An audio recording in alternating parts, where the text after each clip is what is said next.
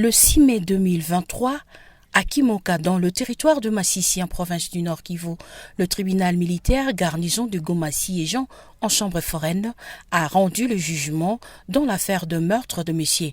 Bazouzi Moutumaï, assassiné par Olivier Ategetimana le 3 mai dernier. Cet élément du 112e bataillon était accompagné d'un de ses coéquipiers. Le président du tribunal militaire garnison de Goma, le major magistrat Amsine Boulaïm. Ategetimana Olivier.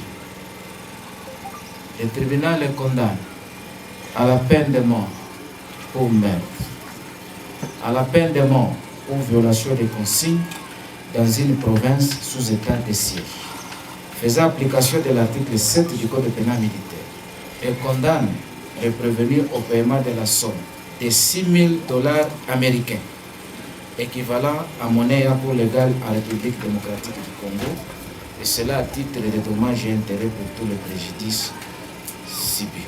Une sentence saluée par les habitants de la contrée qui voient la restauration de la justice. Vraiment, de ce que le gouvernement vient de faire, vraiment, ça vient d'inculquer dans nous au moins l'espoir de dire que non, on nous considère nous comme population.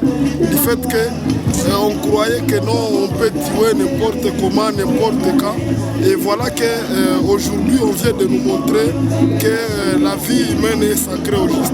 Un signal fort et ça nous montre encore une fois que l'état de droit est encore dans notre pays. Vraiment, nous sommes réjouis.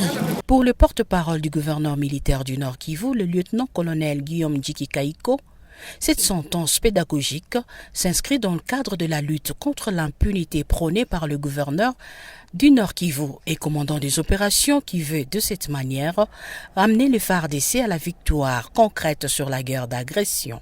Cette sentence qui vient de tomber, c'est une sentence pédagogique qui doit servir à tous les éléments des forces armées de la République démocratique du Congo, d'une manière générale et plus particulièrement à ceux qui sont engagés dans les opérations de traque contre l'armée rwandaise qui opère sous le label de M23 dans notre zone de responsabilité. Accusés de meurtre et de violation des consignes, les condamnés avaient plaidé coupables lors de l'audience.